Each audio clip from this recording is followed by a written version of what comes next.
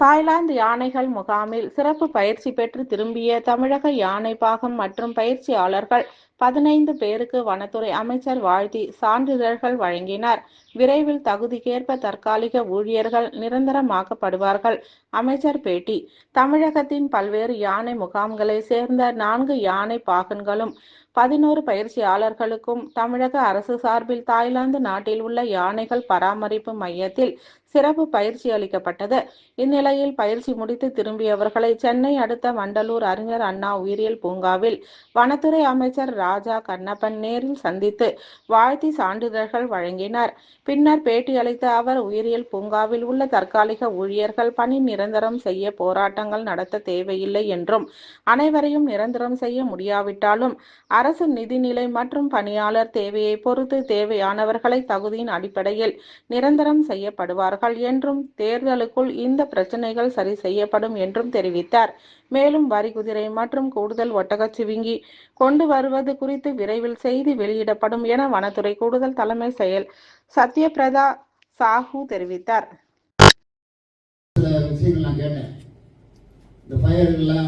ஏற்படுது எல்லாம் எப்படி பண்ண போறாங்க, எப்படி எதிர்காலத்தில் என்ன நடவடிக்கை எடுக்க போறோங்கிறத மிக தெளிவாக இங்கே எக்ஸ்பிளைன் பண்ணாங்க. என்ன கால மாற்றத்திற்கு ஏற்ப நம்முடைய பணிகள் சிறப்பாக இருந்தால்தான், நம்முடைய அதிகாரிகள் சிறப்பான முறையில் பணியாற்றினால்தான் எதிர்காலத்தில் கொண்டு போக முடியும். இன்றைக்கு ஆட்சியில் இருக்கலாம், நாளைக்கு இன்னொரு ஆட்சி வரலாம், இன்னொரு ஆட்சி, அது வேற விஷயம். நல்ல முறையில் மக்கள் விரும்புகின்ற வகையிலே நாம் பணியாற்றினால்தான் பணியாற்ற முடியும் என்ற உணர்வை கொண்டிருக்கின்ற அதிகாரிகள் இருக்கின்றவரை நம்முடைய முதலமைச்சர் அவர்கள் சிறப்பாக இந்த 23ஆம் ஆண்டு ஒரு பயிற்சியாளர் அனுப்பியிருக்காங்க. இப்போ அனுப்பியிருக்காங்க. இப்போ போனது 4 பேர் நம்முடைய யானை பாகங்கள், அவருடைய உதவியாளர்கள் 11 பேர். ஆக மொத்தம் 15 போக முடியாத சூழ்நிலை மட்டும்தான் இந்த அரிய வாய்ப்பை கொடுத்து தாய்லாந்து நாட்டுக்கு ஆணைகளை பற்றி பயிற்சி அளிக்க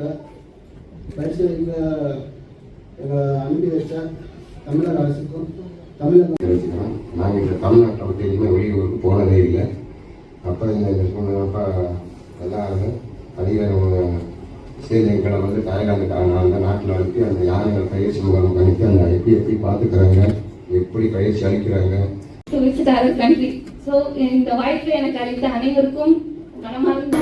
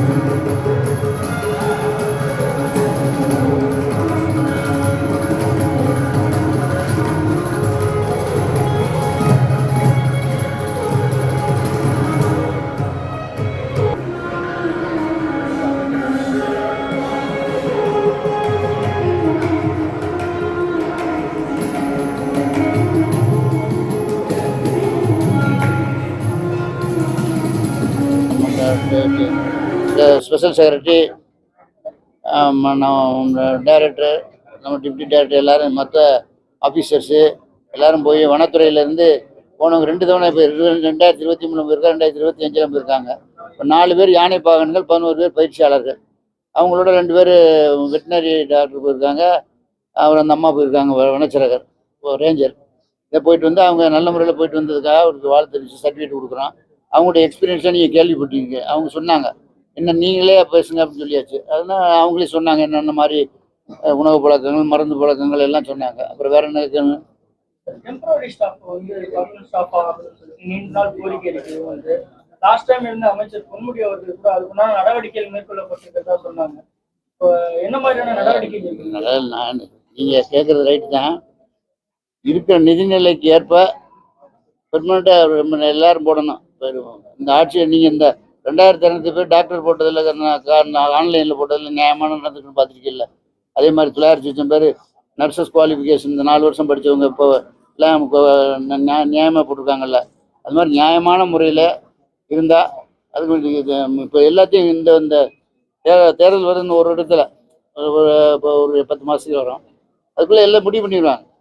அதனால் எல்லா பேரையும் பூரா பேரையும் பண்ண முடியாது. யார் அதிகமாக படிப்பு நம்ம வனத்துறை விட இப்போ டிராஃப்ட்ஸ்மேன்லாம் பழையபடி பழைய முதலேருந்து புதிய முறையில் கொண்டு வர்றோம். அது மாதிரி கவர்மெண்ட்டு ஒவ்வொரு ஸ்டெப்பாக எடுத்துகிட்டு வருவாங்க. காலப்போக்கில் 2 விதம் இருக்குது.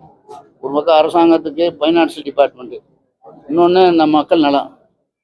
2யுமே நம்முடைய முதலமைச்சர் ரொம்ப தெளிவாக கையாளுறாரு. ஆகவே நிச்சயமாக கோரிக்கைகள் நிறைவேற்றி தரப்படும். போராட வேண்டிய அவசியம் இருக்காது. சும்மா போராட்டம்லாம் பண்ணுறதெல்லாம் வெட்டியாக தான்.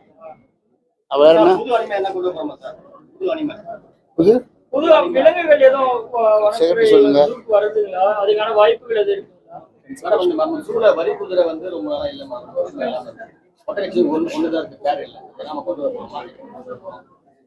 அதுக்கு தனியா வந்து ஒரு பிரஸ் ரிலீஸ் இப்போ ரெடி பண்ணிட்டு இருக்கோம். விரைவில் அந்த பிரஸ் ரிலீஸ் அவங்க சீக்கிரமா ஷேர் பண்ணுவாங்க. வால்பாறையில சிறுத்தை தாக்கி சிறுமி வீடிருந்திருக்காங்க. யானைகள் தாக்குறது, மிருகங்கள் தாக்குறது யூஸ்வலாக நடக்கிறது தான். அதுக்குரிய நிவாரணம் கொடுக்குறோம். அரசாங்கம் வந்து உடனுக்குடன் நடவடிக்கை எடுக்கிறோமாங்கிறத முக்கியம். வனத்துறை வந்து நடவடிக்கை நிச்சயமாக எடுக்குது. அதில் இந்த பூச்சி கடிச்சவங்களுக்கு கூட நடவடிக்கைலாம் இப்போ இங்கே தான் வர்றாங்க. நாய்களில் பிடிக்கணும்னா இங்கே தான் வர்றாங்க. பூரா வனத்துறை தான் பார்க்குது. எல்லாம் பொதுமக்களுக்கு ஏற்பட்ட இடர்களை அன்றாட நடக்கிற நிகழ்வுகள் இதெல்லாம் வந்து அரசாங்கம் காரணம் இல்லை. அன்றாட நடக்கிற நிகழ்வுல நம்ம வந்து பெரும்பாலான இதில் வந்து ஒரு பதில் அலட்சியமா இருக்கிற மாதிரி சார்.